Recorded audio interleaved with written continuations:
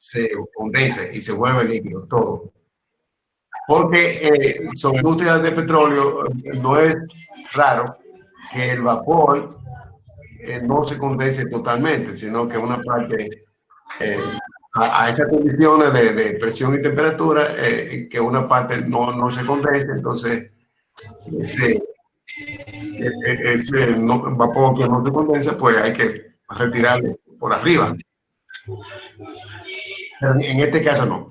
En el caso del 9.15, como se presenta aquí también, que es un condensador total, que baja, sale líquido, totalmente líquido del condensador, y eso se divide en destilado, que es producto, y reflujo, que es la inyección de líquido por el tope de la torre, que es lo que produce la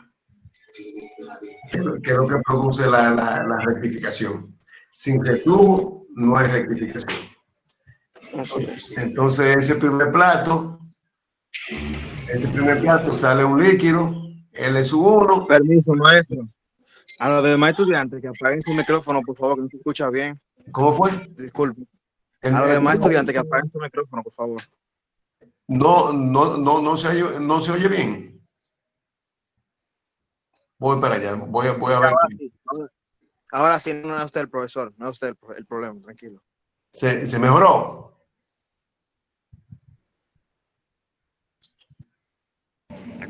Sí, maestro, ya está mejor.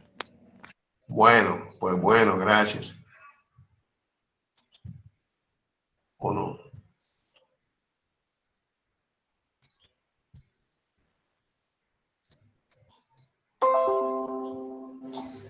¿Se ve el documento?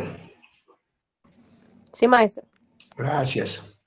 Bien, les decía que aplicando este esquema al problema 9.15, es exactamente igual. El vapor que sale de la torre, que sale del primer plato, se condensa totalmente, y ese líquido condensado se divide en destilado y en reflujo. El reflujo se conoce como L-0, que es el líquido que entra al primer plato, y el líquido que sale del primer plato es L-1.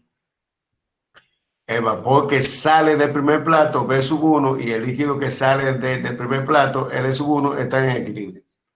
Ese y ese están en equilibrio. O sea, si se conoce la composición de B-1, entonces se conoce la composición de L-1, porque están en equilibrio. Y la composición del destilado se conoce, porque ese es el producto, está especificado. Se conoce la composición de D, entonces se conoce la composición de B-1, que es la misma, y se conoce la composición de L-0, que es la misma. Esa corriente y esa corriente, esas tres corrientes tienen la misma composición si el condensador es total. También se supone, como en el caso del 9.15, que ese líquido está en su punto de burbuja.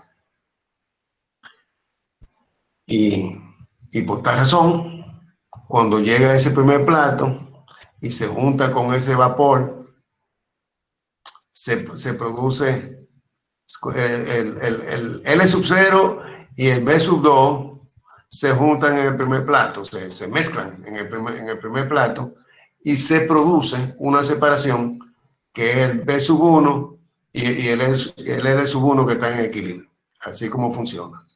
Entonces, el L-1 entra al segundo plato, que es este, y el vapor que entra a ese segundo plato es B-3, que viene del plato número 3. Se mezclan, bien mezclados, el L-1 y el B-3, y se produce el B-2 y el L-2, que están en equilibrio. Esa es la dinámica, ¿no? Y así va hasta que el ese flujo de líquido que coincide en ese plato con la alimentación, o sea, ese sería el plato de alimentación, ese flujo, la alimentación y ese vapor, los tres entran a ese mismo plato.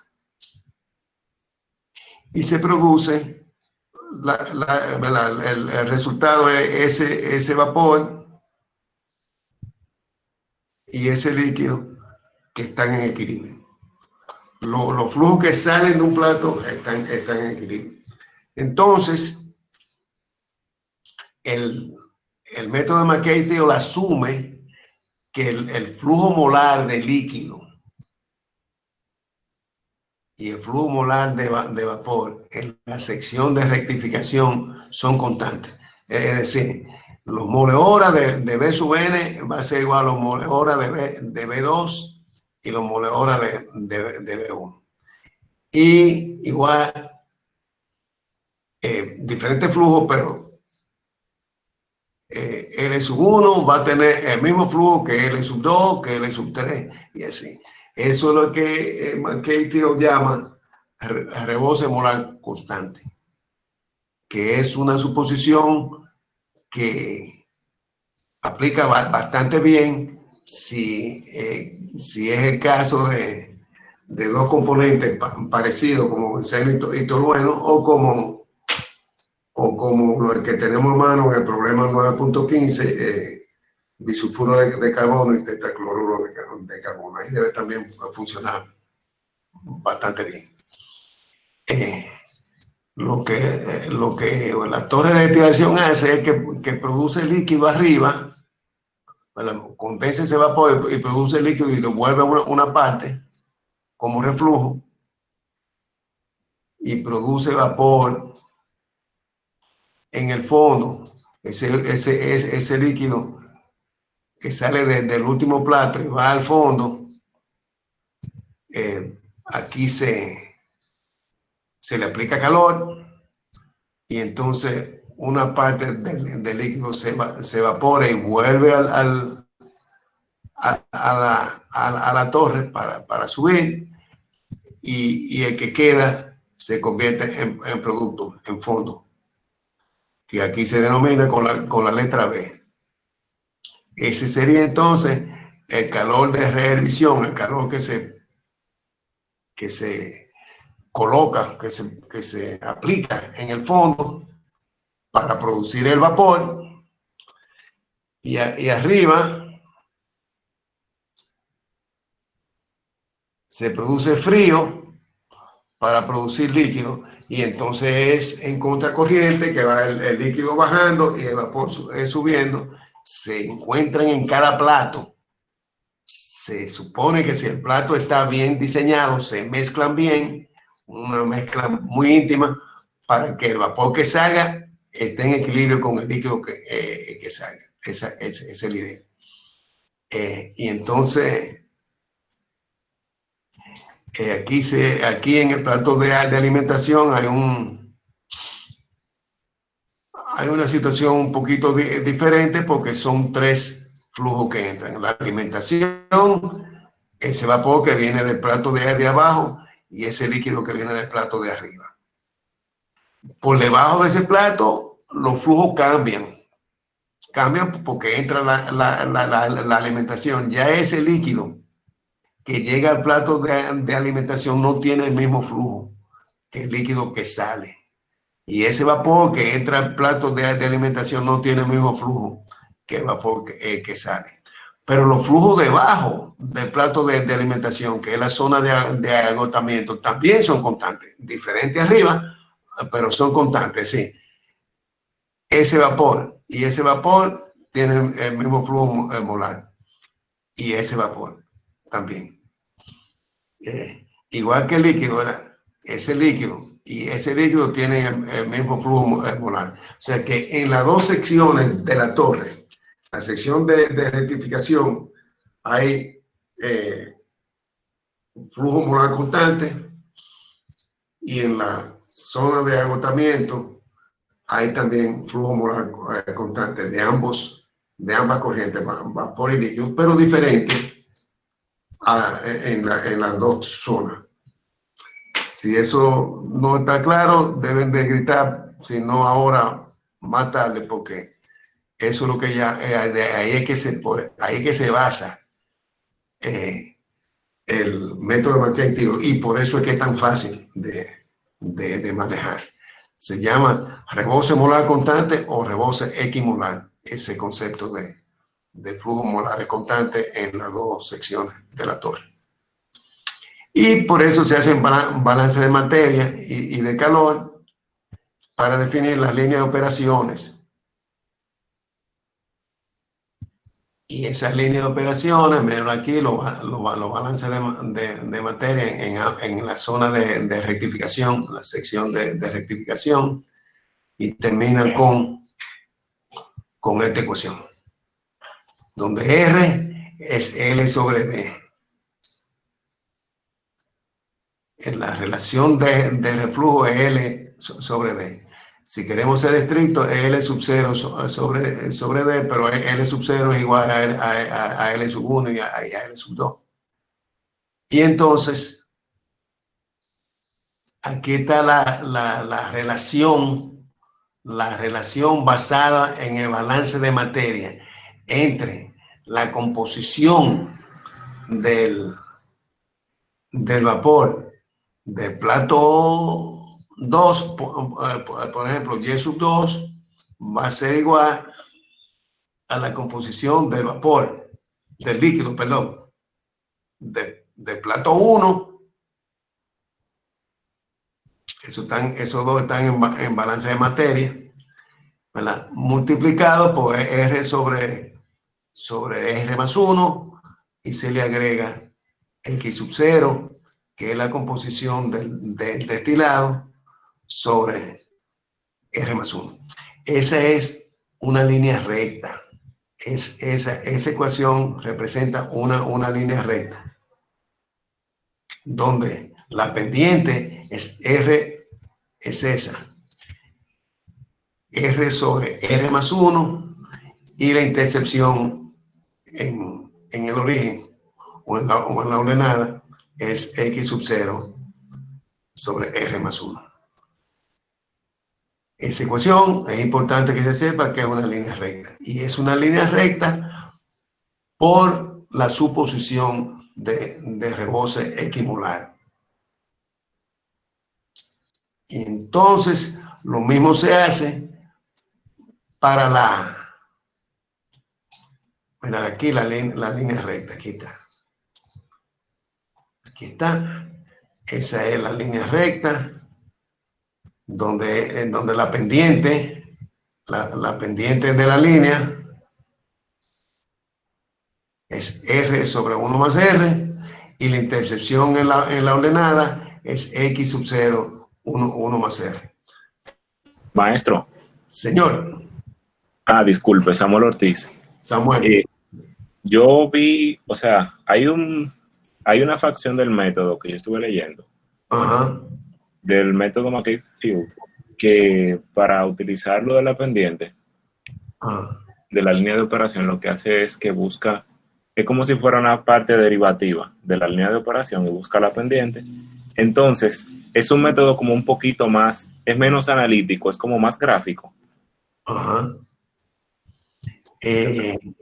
Mira, si te soy honesto, no estoy entendiendo bien.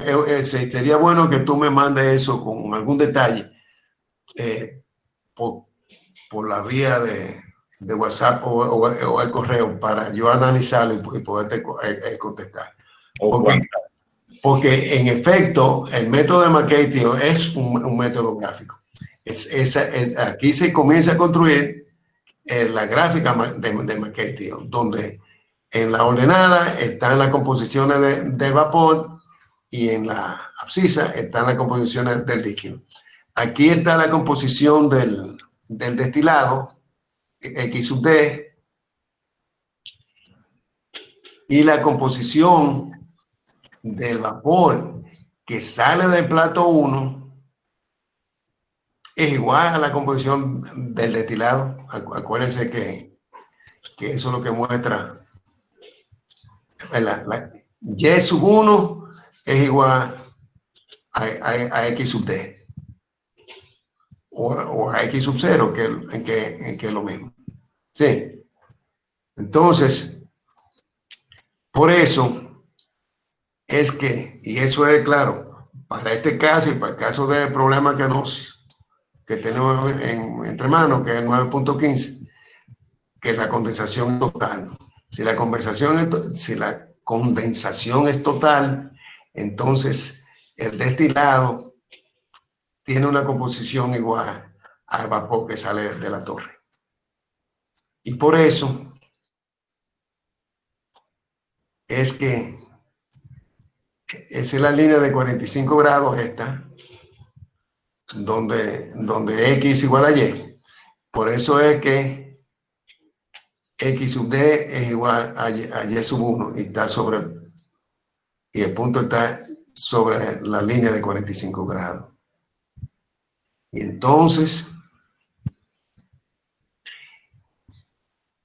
y es un punto que está sobre la línea de operación de la sección de rectificación.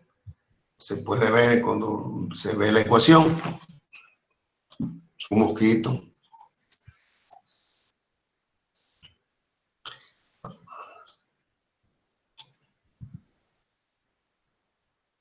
Aquí, si uno pone aquí y igual a 1, entonces tenemos x sub 0, ¿no? Ahí. Pone x sub 0 y y igual a 1 va a ser igual a x sub 0. Hagan el ejercicio, que es bien fácil. Y es igual a 1, ¿sí? Aquí entonces tenemos y sub 1 y aquí tenemos x sub 0. Si hacen el ejercicio algebraico, que es muy sencillo, se van a dar cuenta que y sub 1 va a ser igual a x sub 0. Que eso es lo que dice la gráfica, ¿no? El dibujo este. Y sub 1 es igual a x sub 0. La composición de esa corriente es igual a la composición de esa corriente. Y por eso es que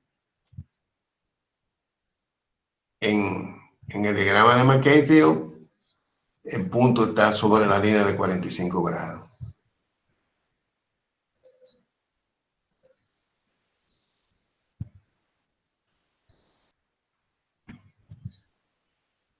Aquí. X sub D. Ahí. Es igual a X sub 1. Acuérdense que X sub D y X sub 0 es la misma cosa. Entonces, eso significa que X sub D y Y sub 1 es parte de la ecuación 1, que se hace haciendo un balance de materia en la zona de rectificación. Por eso es que se dice que X sub D y Y sub 1 están en balance de materia. Y Y sub 1 está en equilibrio con X sub 1. Toca la línea de equilibrio, está en equilibrio con X sub 1. Ese punto entonces es un plato teórico. Así como funciona. La línea de operación de la zona de rectificación se traza con ese punto y con la pendiente, o con ese punto y este punto. Yo mismo uso esos dos puntos porque es más fácil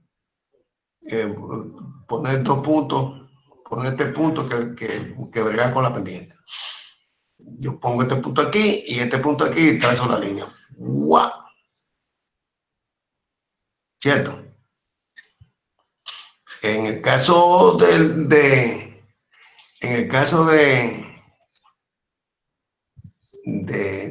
problema 9.15, X sub D lo tenemos definido, ¿verdad? En la solución así, sin detalle que yo le mostré. Tenemos a X sub D y nos dan a R como doble el mínimo. Y tenemos a X sub 0, que es igual a X sub D, entonces se nos hace fácil poner este punto y ese punto y trazar la línea. La línea Q es la otra, que bueno, la que sigue realmente, si queremos ser estrictos, es la línea de operación de la sección de agotamiento, la sección por debajo del plato de alimentación, y esa es la ecuación. Ahí nos da el flujo molar L barra de la sección de agotamiento, y nos da a B, que es el flujo del fondo, y X sub B, que es la composición del fondo, del líquido del fondo.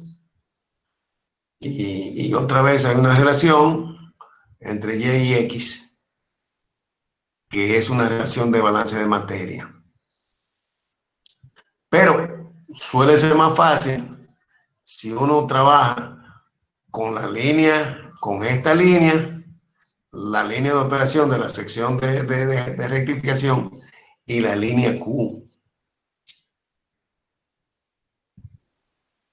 Aquí comienzan a hablar del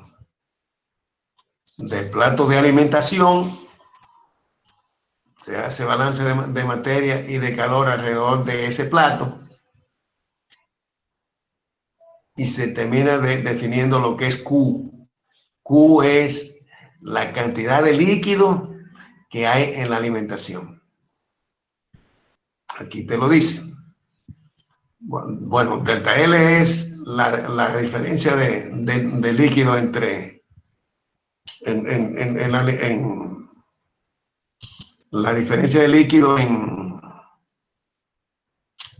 un flujo y otro, en el líquido que viene de arriba y el que sale del plato. Vamos a ver, vamos para estar más claro lo que dice. Dice: el flujo de alimentación subsecuentemente se sustituye por el balance de masa para el plato de alimentación F, que es igual a L sub N menos L sub N menos 1 menos Bn más 1 menos B sub N. Hay que ver el diagrama para uno estar claro. En el diagrama está, en la figura está especificado bien. Aquí está lo que es B sub 1, que es el vapor que va al plato desde abajo. Está L menos L sub N menos 1, que es el líquido que va al plato desde arriba. Ln es el que sale del plato y Bn es el que sale del plato. Y F es la alimentación. Entonces, con ese detalle, con esa definición ahí, es que se va a donde ellos hablan de la línea Q.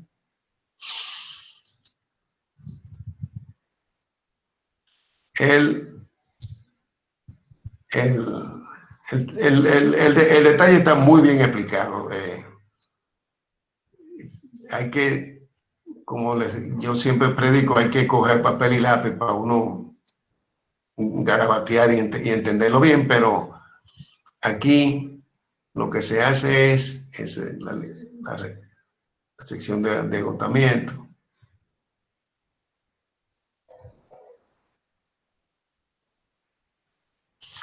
Cuando hablan platos de alimentación, están definiendo la línea Q.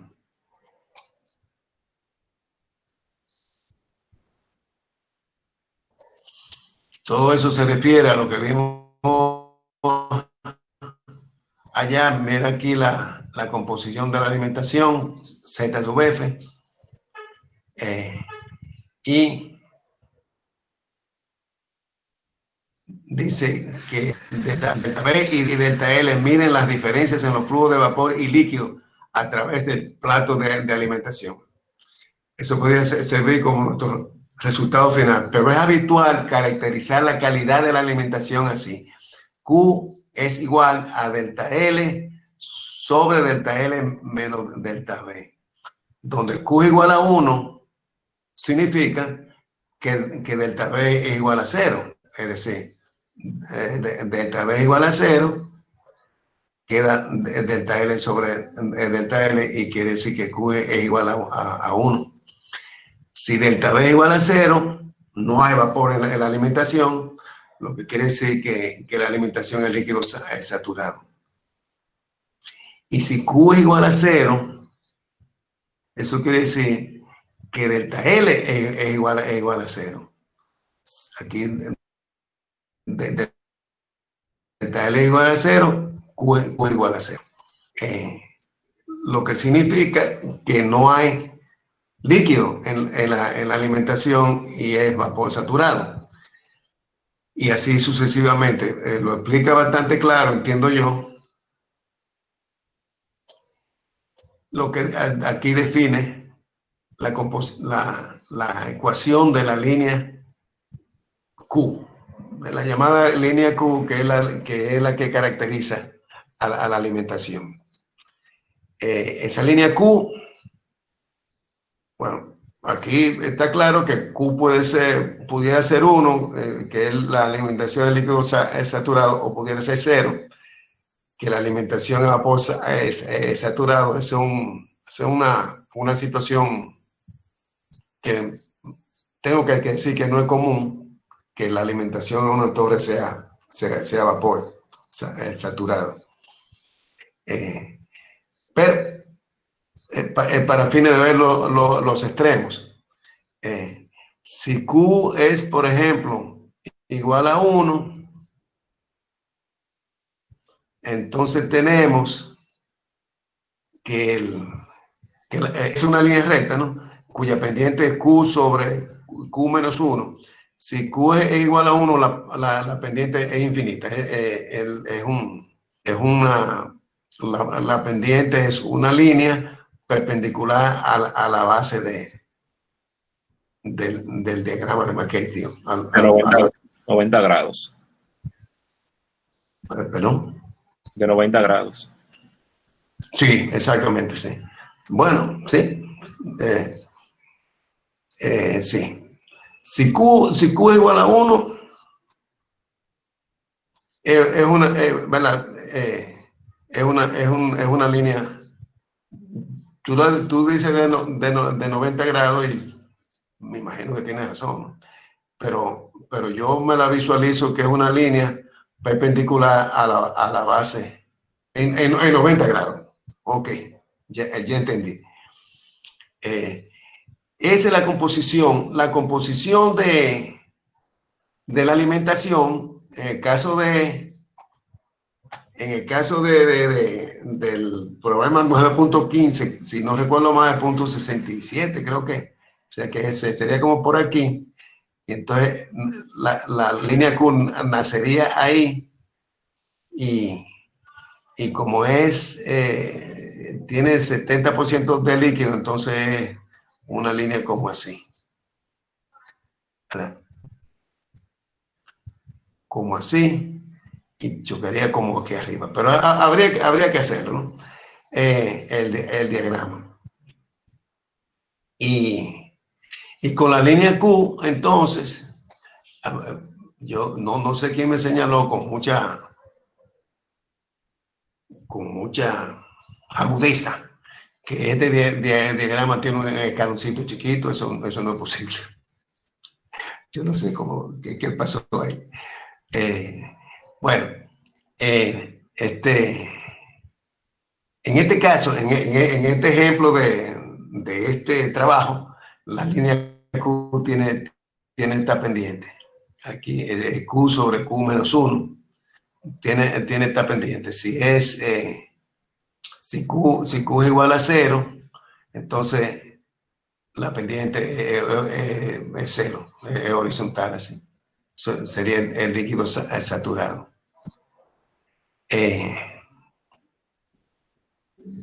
Y entonces, con esta línea de operación y la línea Q, se puede construir esta línea que sabemos que nace aquí y coincide con la línea de operación de arriba en la línea Q, en ese punto común. Tiene que coincidir porque ahí la línea Q es el plato de alimentación y ambas secciones coinciden ahí. Eso es dicho así como de manera filosófica, pero está calculado.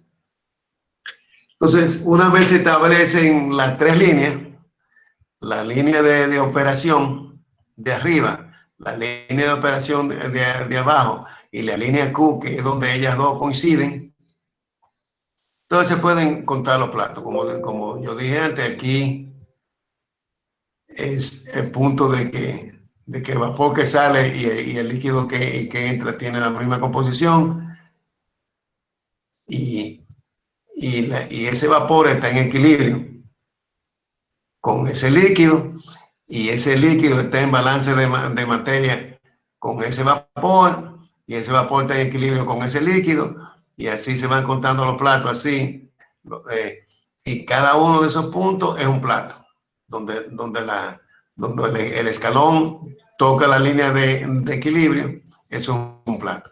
Aquí debió de ir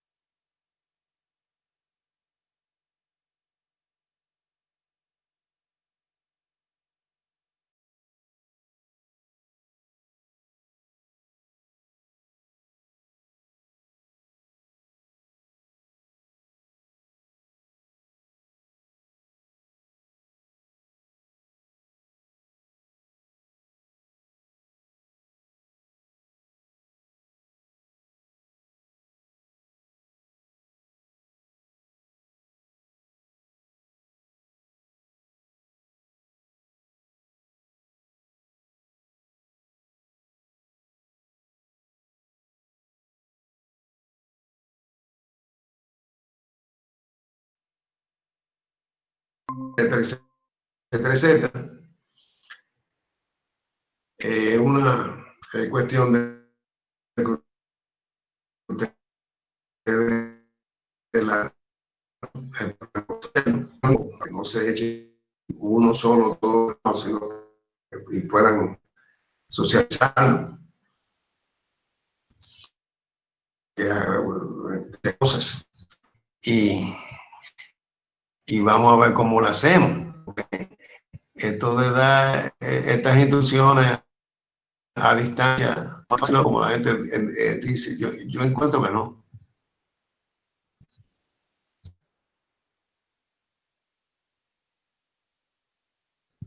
Entonces,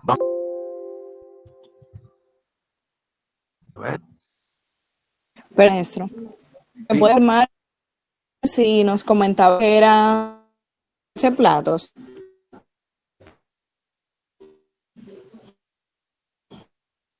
Sí, en el 9.15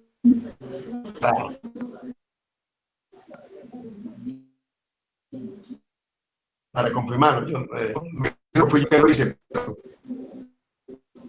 lo tenía ahí en el archivo, y no recuerdo, pero yo lo voy a hacer para confirmarlo. Y yo voy yo le voy a dar la solución.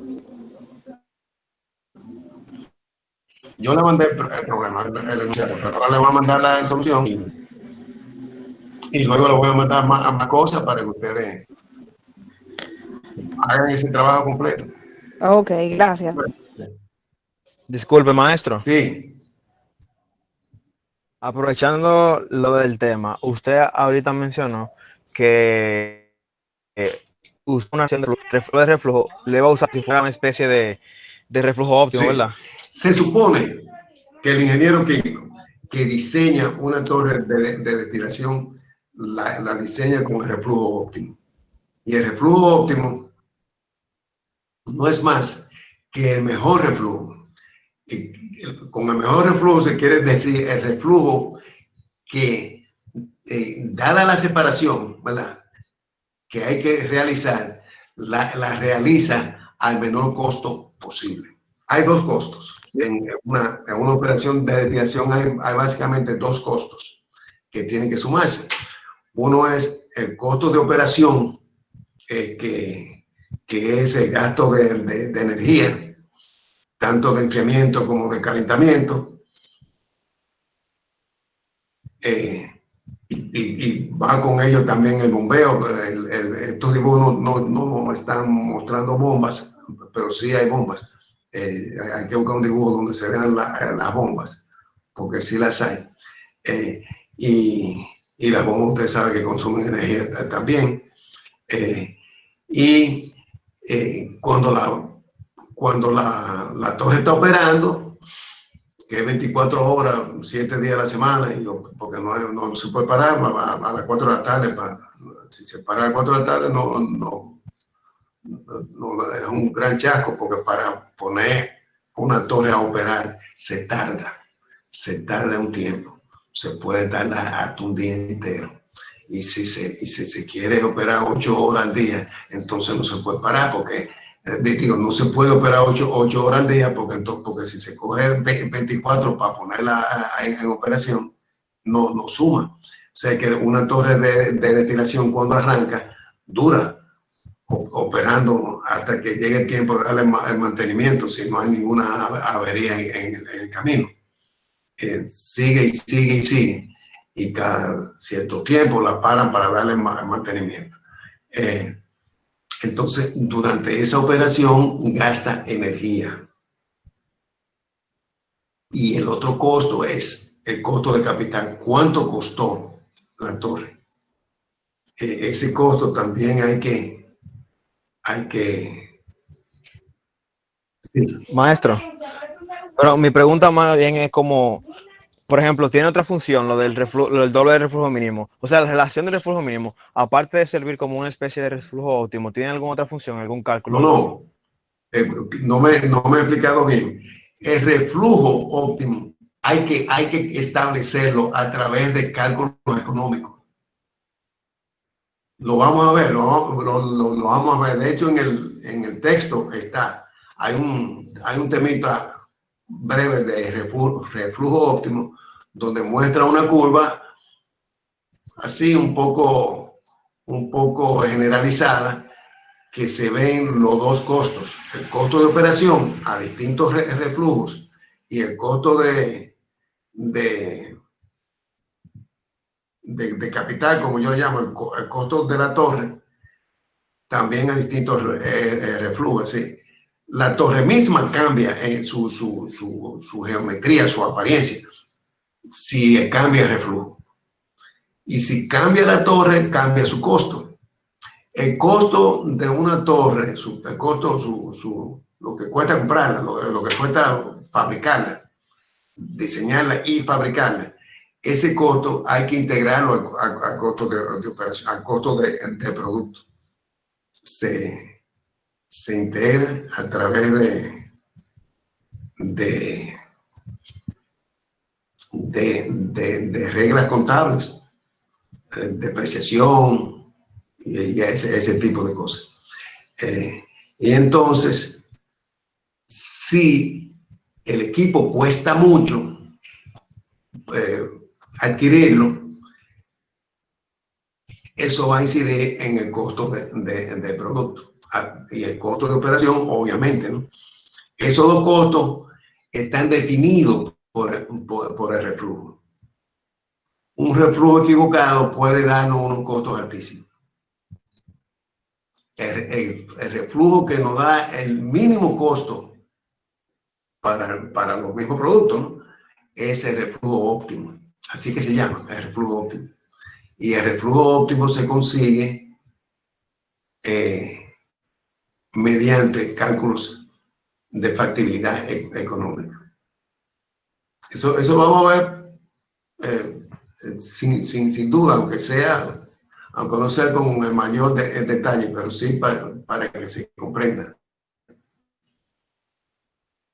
En este caso, lo que el problema 9.15 hace es que nos dice, tome como reflujo óptimo 2 veces el reflujo mínimo. No lo dice como lo calcula, como esa conclusión, pero se supone que se hizo un trabajo para determinar que era 2 veces el reflujo mínimo. Naturalmente, como para cada caso hay que hacer un cálculo, rara vez va a ser 2 veces el reflujo mínimo, va a ser 1.8 veces, 1.5 veces, 1.3 veces, en fin. Siempre casi siempre va a ser por debajo de 2 veces. Es lo que se prevé o se ve o lo que la experiencia dice. De modo que lo vamos a ver, aunque sea, como le digo, no con tanta profundidad, pero sí lo vamos a ver. De hecho, yo puedo ver cómo lo consigo ahora mismo, algo de reflujo óptimo. Déjame ver si lo veo por aquí, denme un segundito. Maestro, sí. Una pregunta. De todas maneras, como el reflujo, o sea, la relación de reflujo es un factor que se utiliza bastante en las ecuaciones de las líneas de operación. Nosotros lo podemos definir de manera general, como está aquí en el documento, como el cociente entre el producto de cola y el producto de refinado.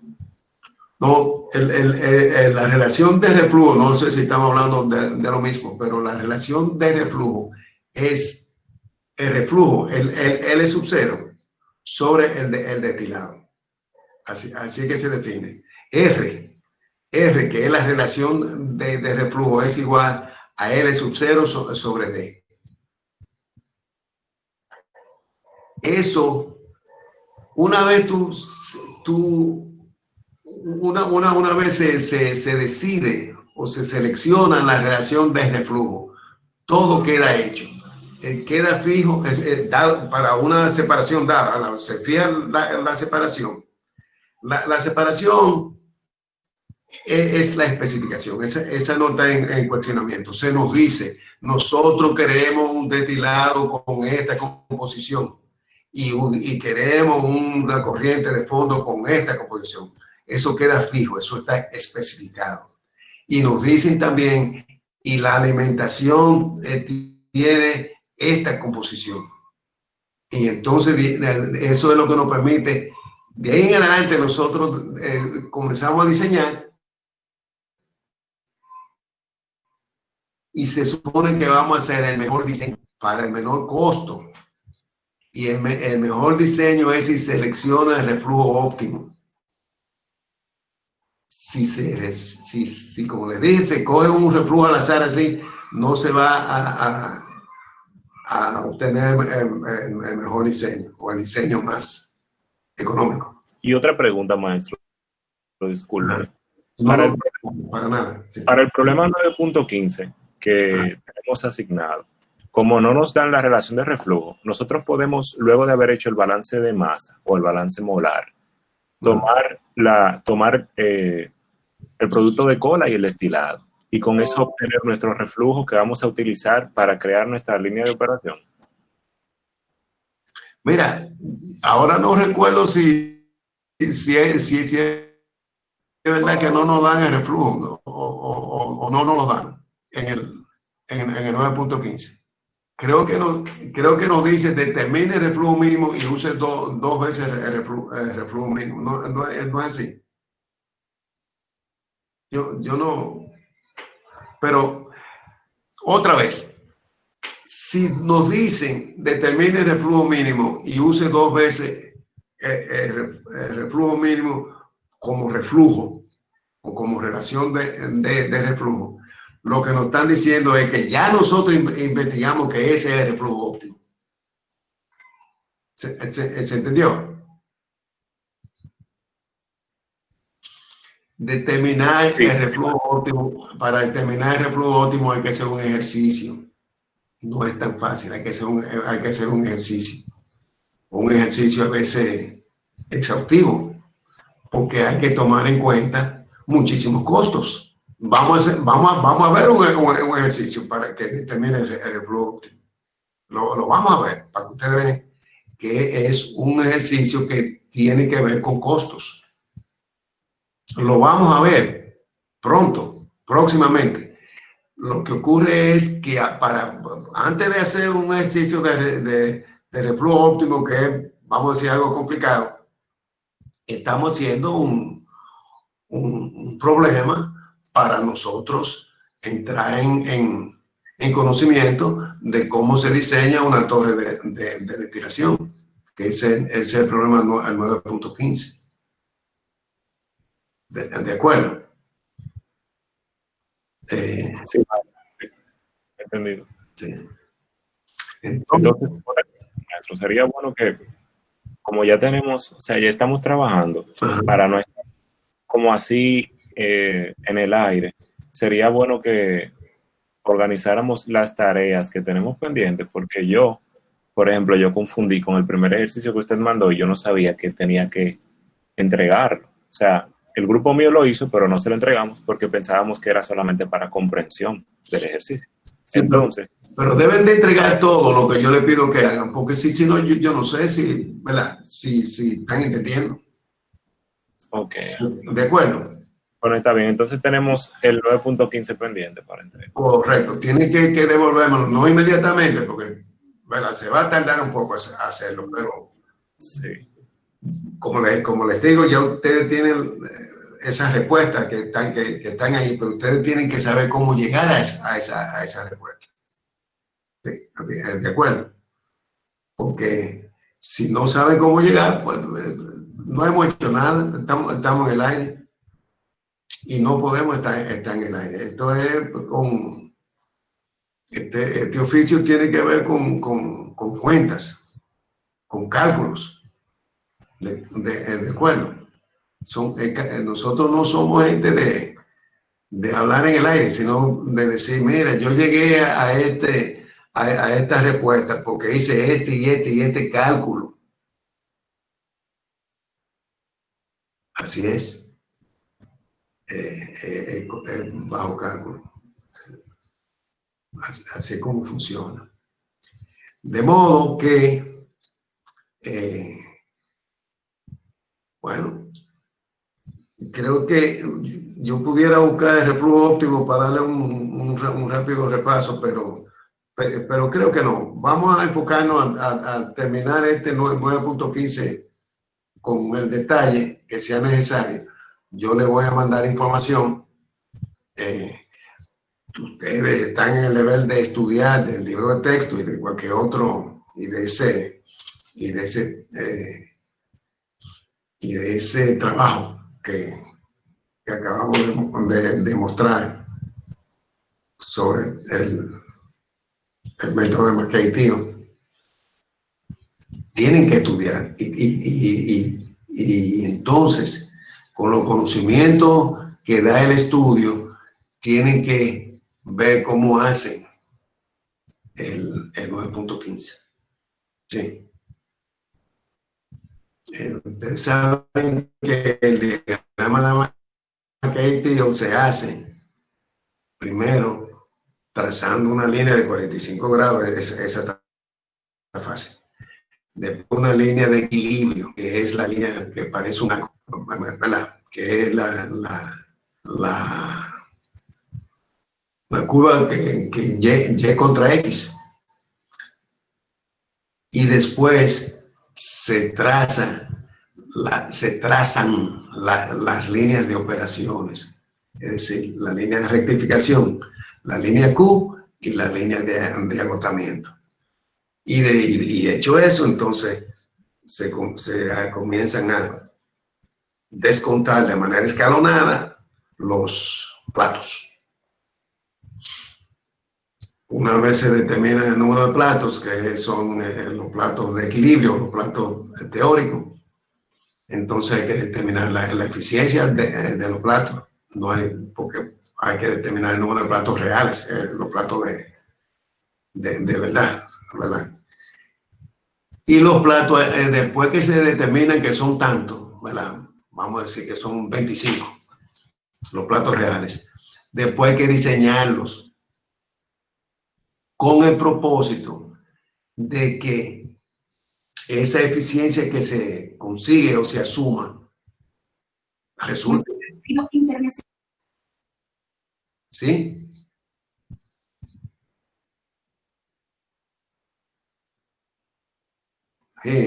Bueno, le decía que los platos hay que diseñar. Con el diseño de los platos se obtiene el diámetro de la torre, y con el número de platos se obtiene la altura de la torre, porque la torre hay que mandarla a hacer.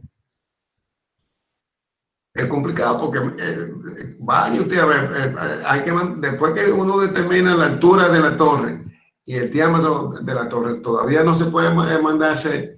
Hay que determinar de qué material está hecha la torre, ¿verdad? Que resista los componentes que van a estar internamente circulando, que no la vaya a desgastar antes de tiempo o a corroer, en fin. Y si opera una determinada presión, hay que determinar si esa torre con un grosor de pared, el cilindro que tiene un grosor de pared, si va a resistir esa presión. O sea, que hay que decirle, pero tiene que ser de media pulgada o de una pulgada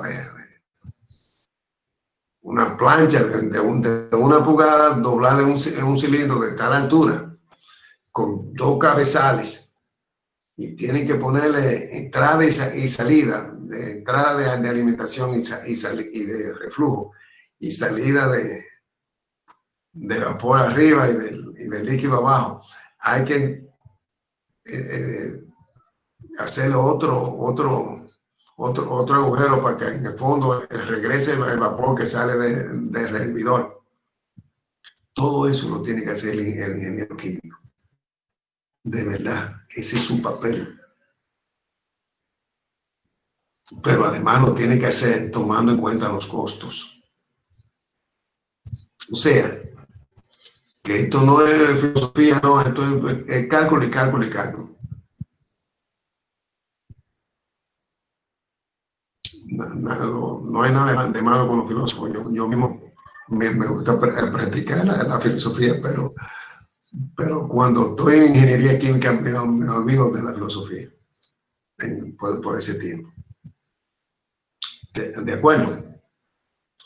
Entonces, ¿en qué hora que estamos? A las 8:40. Si tomamos un brequecito, llegan las 9. Si no lo tomamos, llega a las 9. Vamos a pararlo aquí porque... Permiso, profesor, yo quiero decir algo antes de acabar. Sí. Darling. Sí, Darling López. ¿Te vi que te había ido? No. No te fue. No. Es sobre lo que Samuel dijo. Okay. Tal vez usted no lo entendió, pero lo que dijo es que sería bueno que al final de cada clase, como recapitular las tareas que hay, porque usted tal vez dé una tarea al aire que no la cojan todos, entonces haya alguien que la haga o alguien se invente tareas que no estén. Sería bueno que al final de la clase recapitulemos las tareas que hay. Bien. Una buena sugerencia. Miren, acuérdense que yo le hice un reto, pero eso no es una tarea como tal. Ya eso va a ser opción de cada grupo, de determinar los flujos de aquel diagramita de separación de los dos tanques, el tanque 1 y el tanque 2, de determinar el flujo que sale del flujo líquido que sale del tanque 2 y la temperatura que sale del calentador que calienta la alimentación. Eso es opcional. Ese es un trabajo opcional. El grupo que lo haga va a tener obviamente más crédito. Si nadie lo hace, nadie se perjudica. O sea que si quieren poner de acuerdo y nadie lo hace. Yo no me voy a poner bravo. Entonces, este problema 9.15, deben hacerlo. No sé si lo van a poder hacer para el lunes, pero yo les voy a mandar información, les voy a mandar pautas para que trabajen el fin de semana y a ver si está para el lunes, y si cuando estén me lo mandan, pero si no está, entonces estaría para el miércoles, a más tardar, el 9.15. En el camino hablaríamos de reflujo óptimo, de diseño de platos, etc. Pero la tarea 9.15, yo le voy a mandar información, todos los grupos deben hacerla, a más tardar para el miércoles. Yo le voy a mandar ayuda, pautas. ¿Está bien así? Perfecto. Sí, de acuerdo. Entendido. Ok. Entonces, vamos a cerrarlo aquí. Acuérdense. Profesor, yo quisiera hacer una pregunta al grupo. Sí, Fernando, ¿cómo no? En la plataforma, ¿cómo le ha resultado la conectividad de esta plataforma que estamos utilizando? Mejor, mucho mejor. Excelente. Vamos a seguir entonces utilizando eso, ¿está bien? Y es más fácil, Fernando.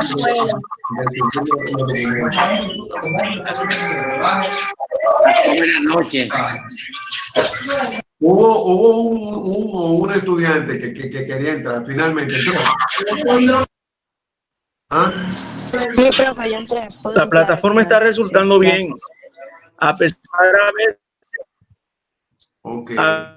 a veces sí, de alguna interferencia, pero está bien. Quería hacerle una pregunta. Mayelin, sí, directamente. Mayelin es la representante del grupo.